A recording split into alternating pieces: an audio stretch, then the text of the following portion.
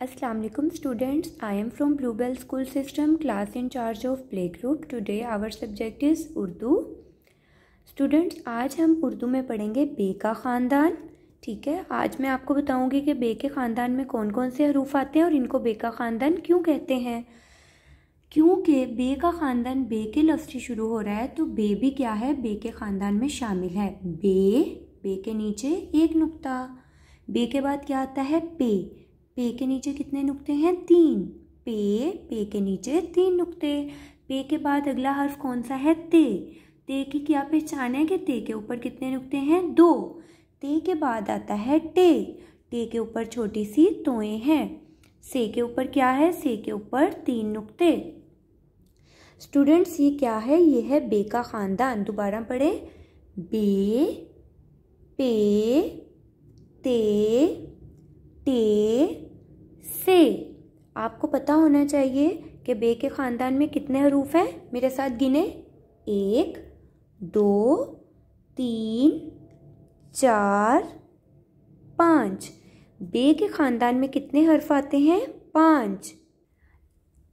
इसको बे का ख़ानदान क्यों कहते हैं, क्योंकि ये देखें स्टूडेंट्स, सबकी इनकी शक्ल जो है वो एक जैसी है. इनकी ऊपर वाली जो शक्ल है वो सब में क्या है, एक जैसी है. ते भी आपको देखने में वैसे ही लग रहा है, टे भी और से भी. लेकिन इनके नाम क्यों मुख्तलिफ हैं, क्योंकि इनमें नुक्तों की जो है, नुक्ते जो हैं वो मुख्तलिफ हैं. बे के नीचे एक नुक्ता है, इसलिए इसको क्या कहते हैं, बे.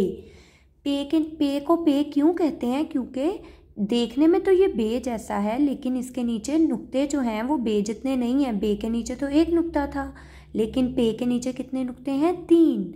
इसी तरह से इससे अगला हर्फ जो है ते, इसकी भी नीचे वाली शक्ल बिल्कुल बे और पे जैसी है, लेकिन नुक्तों की वजह से इसका जो इसका नाम है वो मुख्तलिफ है.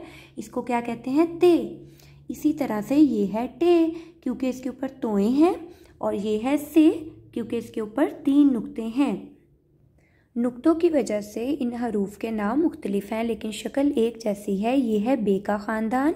स्टूडेंट्स, आपने बे का ख़ानदान याद भी करना है ज़ुबानी. आपसे कोई भी पूछे या टीचर सुने कि बे का ख़ानदान सुनाएं, तो आप सब ने कैसे सुनाना है, बे, पे, ते, टे, से. आपको पता होना चाहिए बे के ख़ानदान में कितने हरूफ हैं, 5. कितने हरूफ आते हैं, 5. ये था आज का हमारा सबक. ओके, अल्लाह हाफिज़.